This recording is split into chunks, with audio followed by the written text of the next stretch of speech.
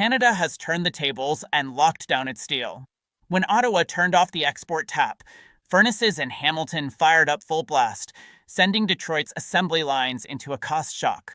So, will Canada's steel first move permanently upset the balance in North America? Or is it just a temporary price storm? Now, we will examine in detail how President Donald Trump's new tariffs will affect U.S. steel and aluminum imports and the economic consequences of Canada keeping its steel within its borders. Before we start, don't forget to subscribe to our channel, turn on notifications, and like our videos to stay up to date with our content. This time, Canada did not act cautiously. On the contrary, it turned back the hot-rolled steel that had been flowing across its borders in waves for years. Why Ottawa said steel first, Canada essentially said, it's all staying here, and thus turned President Trump's new tariff move upside down in a way he did not expect. Washington's new 30% tariffs did not appear to target one of North America's largest raw material trade routes. But Ottawa declared domestic use priority, showing that the steel chain could be broken not only at customs, but also on the production line. The decision was announced in plain language. Steel products such as sheet, profile, pipe, and automotive-grade cold-rolled coils produced at Canadian facilities will now be prioritized for domestic use. Export quotas will be reduced and quotas for certain items will be eliminated. In other words, the automobile factory in Windsor, the pipeline project in Alberta, and the wind turbine tower in British Columbia will divert tons of steel destined for the U.S. from their shelves. The seeds for this decision were Trump's tariff plan backfires, actually sown 3 years ago. At that time, Washington imposed additional tariffs on steel and aluminum, citing its ballooning trade deficit. Ottawa did not. Ignore its neighbor's move, imposing tariffs on products such as whiskey, pickles, and lawnmowers in retaliation, but waited to make its main move. Now, the long-awaited button has been pressed. The quota on steel imports embodies Ottawa's Me First principle. This is because Canadian steel producers produced a total of 14 million tons of hot products last year, sending 5.5 million tons to the U.S. and generating 7.3 billion Canadian dollars in revenue. The 30% U.S. tariff makes these exports immediately unprofitable, and Ottawa believes it can make up for lost profits with domestic demand. Let's now turn our attention to the Hamilton steel belt, what it means for Hamilton and Windsor, which is working at full capacity. The blast furnaces here melt metal day and night with a red glow on the shores of Lake Ontario. According to a presentation in the boardroom, domestic market demand was already on an upward trend. Federal infrastructure, investments, liquid hydrogen plants in western provinces, and Atlantic wind projects all require tons upon tons of steel. Ottawa has specifically mandated that 60% of the components for onshore wind turbines must be domestically sourced as part of its green energy plan. That means as much Canadian steel as the length of a wind turbine tower. In the agricultural machinery sector, Saskatchewan giants argue that delivery times, not prices, will be the deciding factor in outpacing made-in-USA domestic demand surges, green projects, infrastructure competitors. According to attached reports, an additional 1 million tons of domestic demand is certain by 2026. So, as the U.S. door closes, local factory doors are swinging wide open. Canadian unions are delighted. The Toronto branch of the United Steelworkers praised the new arrangement as a shield for job security. The union president said, "Washington shot its own farmers while building a tax fence, but we are protecting our workers." There is data to support this statement. When the U.S. tariffs were first announced in 2022, Canadian steel employment fell by 10%. Producers who could not risk exports slowed down their furnaces and closed some lines under the pretext of maintenance. But the real reason was price uncertainty. Now the government is guaranteeing a market for steel domestically. The factory manager says he has posted job openings for new hires. The federal budget has allocated 1.2 billion Canadian dollars in grants for carbon neutrality projects at steel plants, which will accelerate investments in electric arc furnaces. Thus, domestic labor impact, Canadian jobs versus U.S. auto sector consumption, and clean furnace compatibility are turning into a win-win situation instead of exports.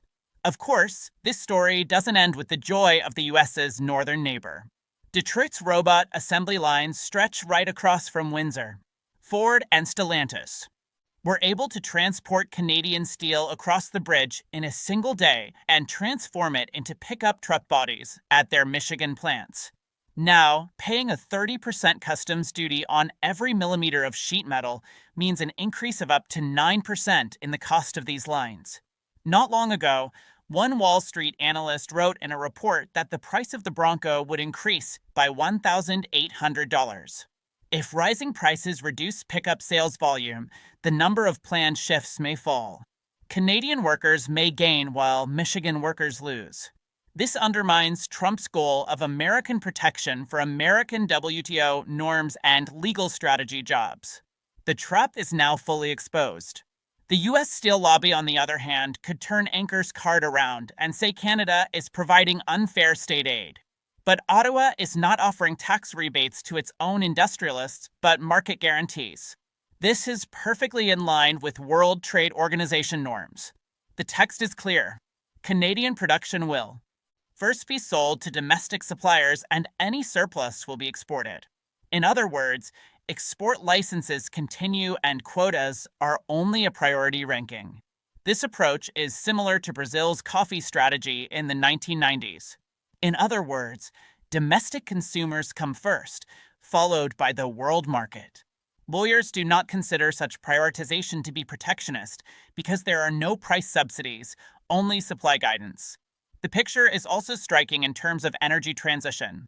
The steel sector is how Canada's steel policy aligns with climate goals' carbon footprint accounts for 7% of Canada's emissions. Investment in electric arc furnaces will enable sheet metal to be melted down from scrap and recast. This will cut emissions per furnace by half. Canada's climate target is a 40% reduction by 2030 and net zero by 2050. The Steel Domestic Market Initiative is turning the tax crisis into a lever for green transformation. 1/3 of the investment cost will be covered by federal grants, 1/3 by state loans, and 1/3 by private capital. This three-pronged approach is moving forward at a time when Washington is struggling to pass a carbon law. In other words, the tax shock is giving Canadian furnaces a new lease on life. Political repercussions in Washington are already high. The Great Lakes delegation in Congress labeled Ottawa's decision a coded export barrier. A member of the House of Representatives, pointing to newspaper headlines, said, "Our neighbor is taking our domestic market and stealing our jobs." Yet the concrete picture tells a different story. When the U.S. erected a tariff wall, the cost of neighboring goods increased, prompting those neighbors to redirect their supply chains to keep defense, wind, hydrogen, steel as a strategic asset those goods within their borders. The broken link in this chain is Trump's tax policy. A trade expert from the University of Toronto observes Trump has fallen into the steel trap he set for himself. In the northern kitchen, it's not just sheet metal being cooked up. There's also pipeline pipe. The Alberta oil sands project schedule requires new pipeline extensions due to the U.S. tax barrier pipeline costs have risen, prompting the Canadian government to introduce a domestic steel pipe priority clause. This clause states that projects cannot secure federal funding unless they use domestic pipe. As a result, Pittsburgh's brown pipe rolls will not be able to go to Calgary's Shelf and Tinker Farm. In other words, the U.S. energy wave is tripping itself up again with its own taxes. There is another layer behind this decision that goes beyond the fear of unemployment. When the logistics chain broke down during the CO years, Canada learned the lesson of shorter supply chains, less fragility. Now the produce locally used locally logic is also in play for steel. As the U.S. pulls up the barbed wire. U.S. reactions, Congress, lobbies, Detroit, Canada is strengthening its supply security. In other words, if you build a wall around me, I'll close the bridge to you, but I'll turn the bridge inward. Still, Ottawa is not completely cutting off its export wave. High-quality electric car sheet metals, special armor plates, and nuclear reactor pipes will still go to selected markets, but these sales will come after energy transition or defense projects on the priority list are completed. In other words, sales will continue, but on a if there is stock left basis. The Canadian Tariff Board has called this model phased exports. Yes, the Canadian economy is dependent on the US at the macro level. 70% of its exports still go to its southern neighbor, but the tax shock in Washington is also an opportunity to diversify this unilateral dependence. Export limits versus phased exceptions Ottawa has announced a quota gap with the EU, with Brussels' CBM agenda Canada can offer Europe a green supply with low-carbon steel. Arctic iron ore has a carbon footprint advantage because it is smelted in hydroelectric furnaces. As the EU raises its carbon wall, Canada can prioritize its green passport. This maneuver builds a bridge to Europe at a time when Trump is damaging US steel supplies. But will the domestic consumption boom create price pressure? The Canadian Construction Association has already warned that price increases will slow down projects. The government has added a plan to encourage scrap steel recycling to limit price increases. The scrap tax rebate is being raised to 35%. And worn-out bridge Steel Europe opportunity, CBM and green steel will be melted down and poured into new bridges. In this way, the balance between supply and demand will be maintained. The policy works without hurting the domestic market, but logistical problems may arise in practice. The economy minister sent a clear message in a television speech. Canadian steel must be valued on our soil. This is our response to the tax wall. In the same speech, he left the door open to Washington. If the wall is torn down, we will return to the old volumes, but we will keep our leverage. In other words, Ottawa is gathering chips without burning any bridges. So, what is the situation on the streets? A factory worker in Ontario showed his pay slip. Last year, he lost 20% of his income due to short-time working, and this year, he returned to work with a price pressure and scrap strategy new plan. On the Michigan side, the opposite is true. The tariff increase amounts to an additional $6,000 on raw materials, and part of the increased cost will be passed on to consumers.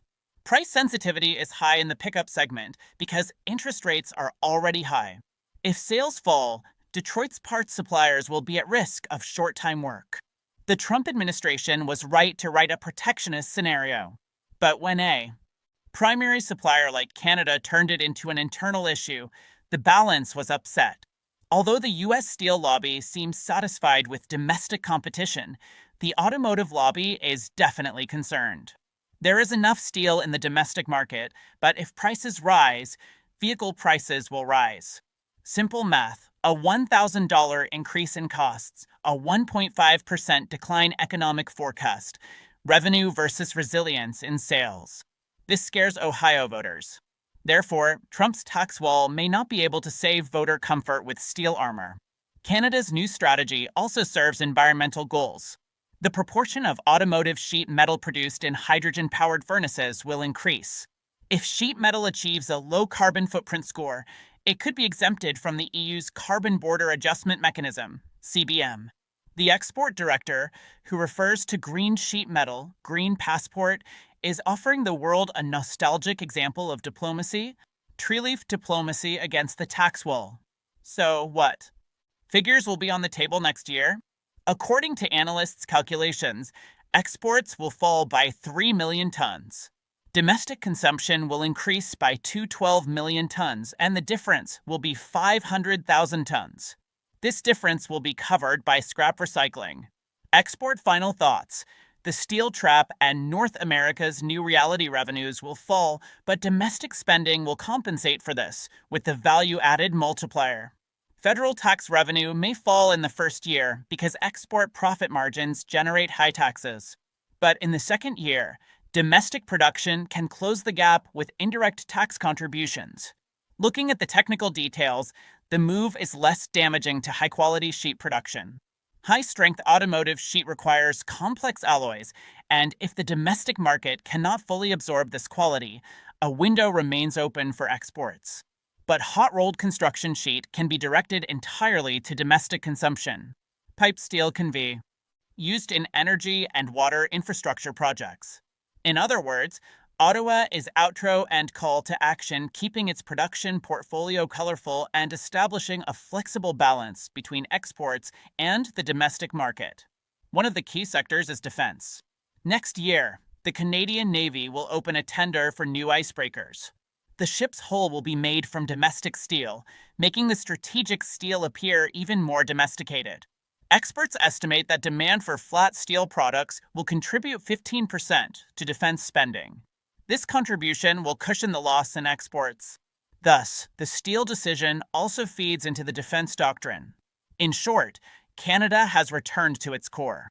It has put its steel, its workers, and its carbon targets in the same package and turned Washington's tax shield into an opportunity. Trump himself laid the bricks for the trap. Ottawa built a staircase instead of a wall and climbed up the stairs. The cards are being reshuffled in the North American trade game. Canada is making history by saying use it domestically, grow its value domestically. Trump, on the other hand, is forced to rewrite his industrialist cost accounts within the circle he has drawn with taxes. We will see clearly in the coming days whether Canada's move will pay off in the long run or whether pressure from its neighbor will cause the US to back down. What are your thoughts on this matter? Please share your opinions in the comments section. To stay updated on new videos, please subscribe to our channel and enable notifications. All Politics News.